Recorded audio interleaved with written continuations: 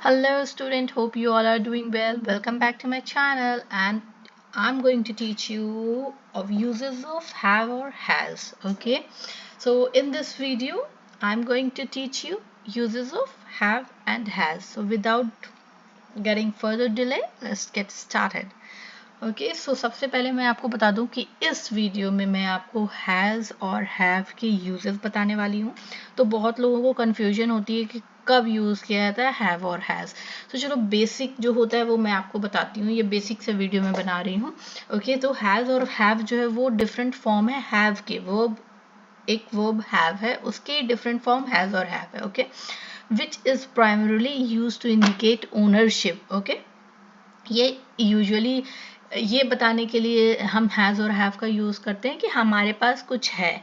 Okay ownership, किसी चीज़ को हम ओन करते हैं। ओके किसी चीज़ का पे हमारा हक है, राइट है। ओके तो उसके लिए उस चीज़ को बताने के लिए हम हैज़ और हैव का यूज़ करते हैं। अब चलो मैं आपको बता दूं कि हैज़ हम कब लगाते हैं और हैव हम कब लगाते हैं।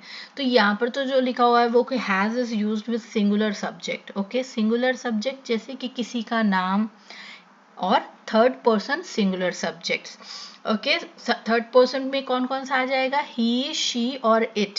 ओके तो आप ऐसे याद करें, मैं तो ऐसे ही बताती हूँ कि इस तरीके से आपको आसानी होगी कि हैज़ आप कब लगाएंगे।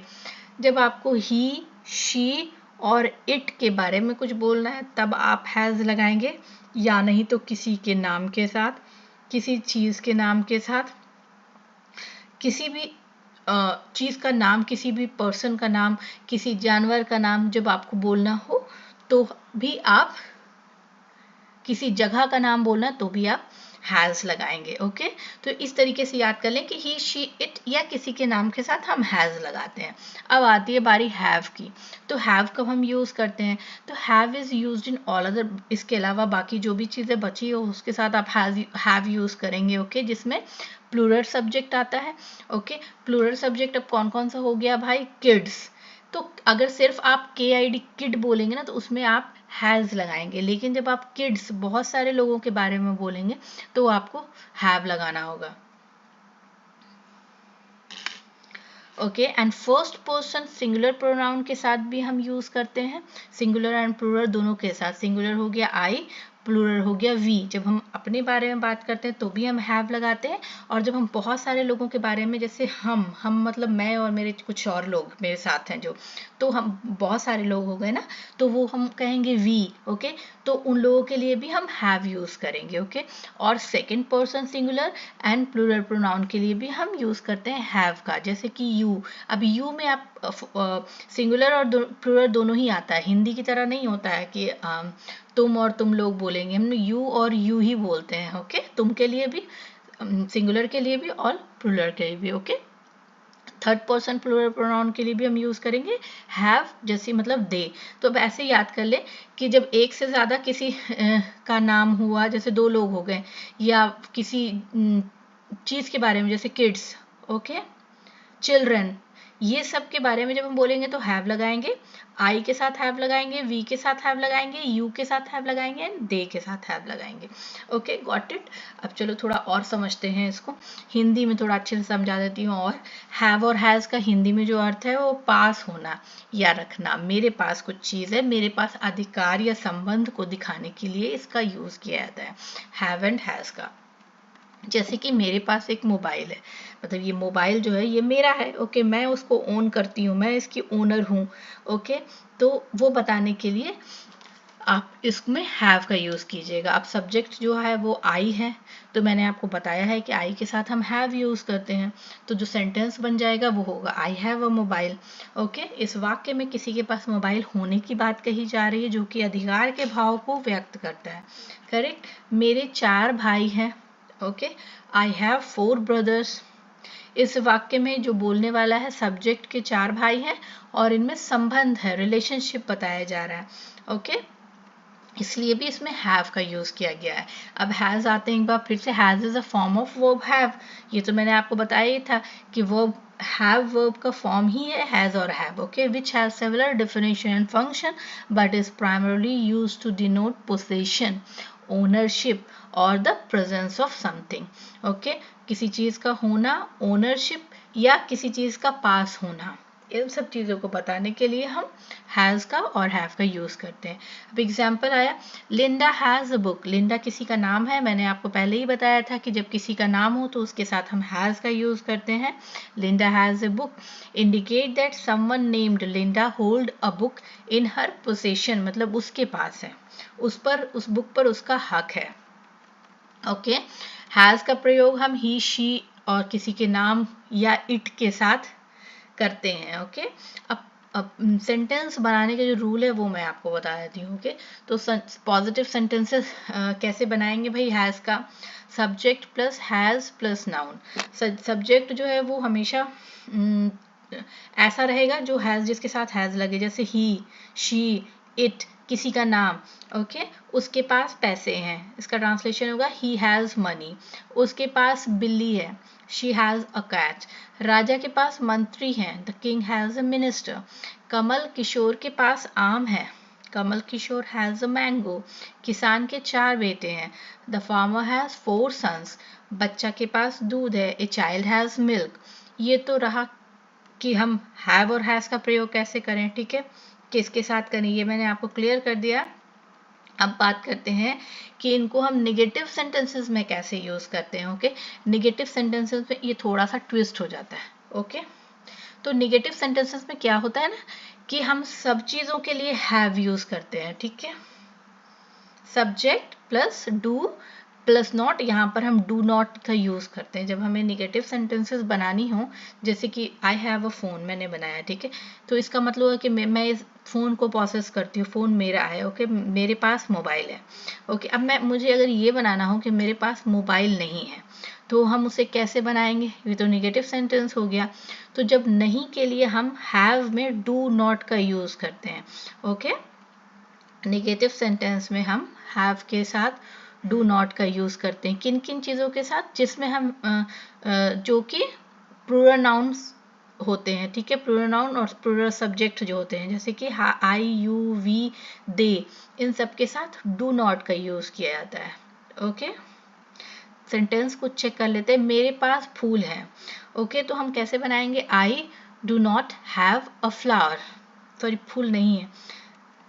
हमारे पास कागजात नहीं है।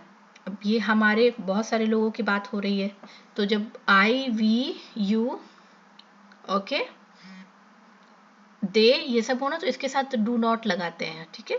We do not have documents, उनके पास चीनी नहीं है, they do not have sugar.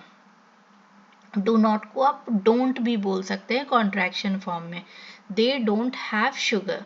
Okay, जब आपको स्पीकिंग की प्रैक्टिस करनी हो तो आप डोंट बोले, वो ज़्यादा सुंदर लगता है सुनने में, और लोग वैसे ही बोलते हैं। बट अगर आप डू नॉट भी बोलते हैं तो भी सही है। ओके, बच्चों के पास खिलौने नहीं है, the children do not have toys. अब बारी आती है, थोड़े से और सेंटेंसेस पहले चेक कर लो। रोहित और राजू के पास बल्ला नहीं है, Rohit and Raju do not have a bat. तो ये तो मैंने आपको बता दिया है कि डू नॉट आप किसके साथ लगाएंगे।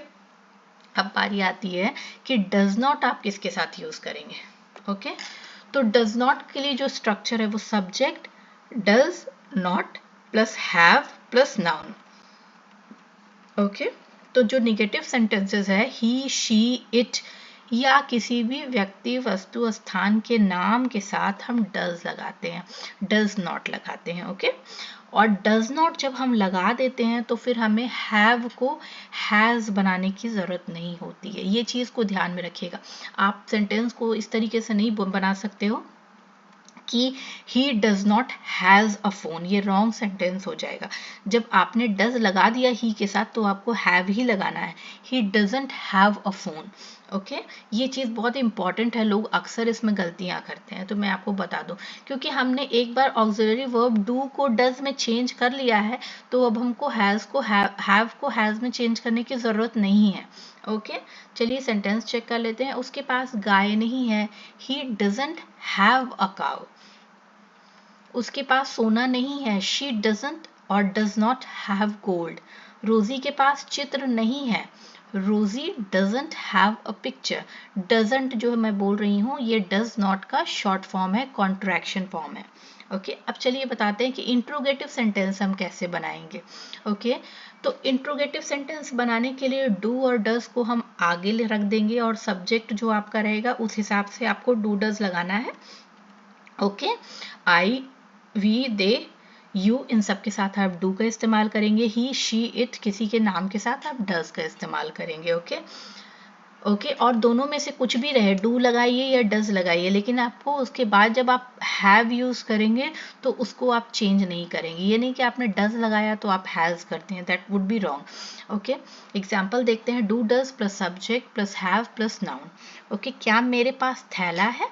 Do I have a bag? क्या तुम्हारे पास बक्सा है? Do you have a box? क्या हमारे पास कार है?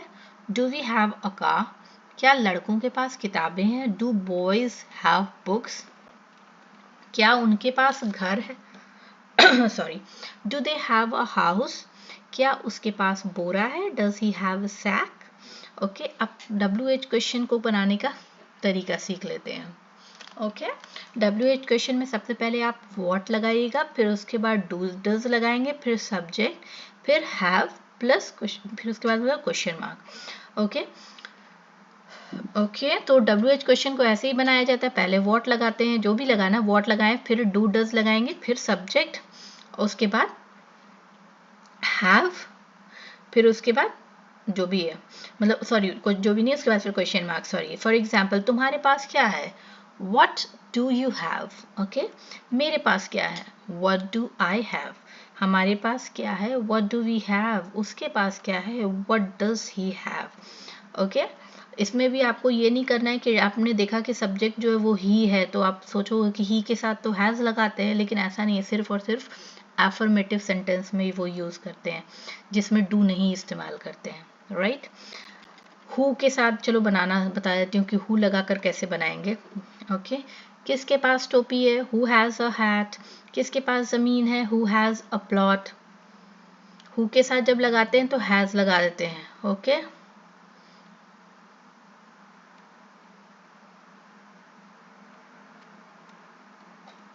हु के साथ हमेशा हैज़ का यूज़ किया जाता है। ओके, तो अब ये तो पता चल गया, अब ये एंड आ रहा है फाइनली। हैज़ और हैव का मतलब होता है कि के पास है। ओके, तुम्हारे पास है, तुम्हारे पास एक फ़ोन है, मेरे पास एक गाय है, आई हैव अ काउ। तुम्हारे पास 2 फ़ोन है, यू हैव 2 फोन्स। तुम्हारे पास किताबें हैं, you have books. Okay, has और हैव दोनों को हिंदी का मतलब होता है पास है या रखना। ओके, मैं एक कार रखता हूँ तो उसके लिए भी आप यही बोलोगे, आई हैव अ कार आप बोलोगे तो वो सेंटेंस सही होगा। ओके, और ये दोनों का यूज़ हम हमेशा प्रेजेंट टेंस में करते हैं। ओके, ये प्रेजेंट टेंस के लिए ही हैज़ और हैव का इस्तेमाल किया जाता है। मतलब जो चीज़ें आपके पास अभी है प्रेजेंट में, ओके, जब प्रेजेंट में चीज़ें हमारे पास होगी तो हम इसका यूज़ करेंगे हैज़ और हैव का। ओके, ये हमने बता दिया है कि हैज़ कि हैव को कब यूज़ करते हैं। हैव का यूज़ हम आई, यू, वी, दे इन सब के साथ करते हैं और किसी भी प्लूरल नाउन के साथ करते हैं। ओके, और सब्जेक्ट के साथ जो एक से ज़्यादा प्लूरल नाउन हो उसमें। ये तो आई थिंक फिर से रिपीट हो रहा है, एनीवेज या ओके, ये एक बार फिर से रिकैप यहाँ पे कर देते हैं। Uses of has and have are derivatives of conjugation of the supporting verb to have. Okay, to have का फॉर्म है ये हैज और हैव। हैज और हैव डिनोट करता है क्या? Position of the predicate, sorry. Has is used with third person singular or have is mostly used with the third person plural pronoun. Sorry, plural noun. अब has is used with singular noun. It is used with the present tense. ये तो मैंने आपको पहले ही बता दिया है. It is used when talking from a third person point of view. किसी तीसरे की नज़र से अगर देखेंगे तब यूज़ करेंगे has का. Okay. She has an awesome plan. Okay, have के लिए भी फिर से एक बार रिपीट कर देती हूँ। Have is used mostly with plural nouns. It is used with the first person singular noun in the present tense में ही यूज़ करना है। It is used with the second person singular and plural noun in the present tense. It is also used with third person plural noun in the present tense. Okay, for example, I have a great solution to the problem. Do you have an extra pencil? They also have an agriculture form. So whenever we want to express that we own anything, okay, जब हमें किसी को ये बताना हो कि हमारे पास ये चीज़ें हैं, तो उस वक्त या तो हमारे पास का मतलब किसी के भी पास, ओके, तो उस वक्त हम हैज़ और हैव का यूज़ करते हैं और ये सिर्फ और सिर्फ प्रेजेंट टेंस में ही यूज़ होगा. Okay, so I hope this concept of has and have has been clear to you now, because I think I have explained it in a better way. But still, if you have any doubt, any queries related to this particular video, please comment me in the comment box, comment me in the comment box, and feel free to comment me anytime. And just if you like this video, just hit the like button, subscribe my channel, and please share it with more people, like share with share with lots of people, like those who are really in need to know the use of has or have. So I'm going to end this video. Bye bye, take care.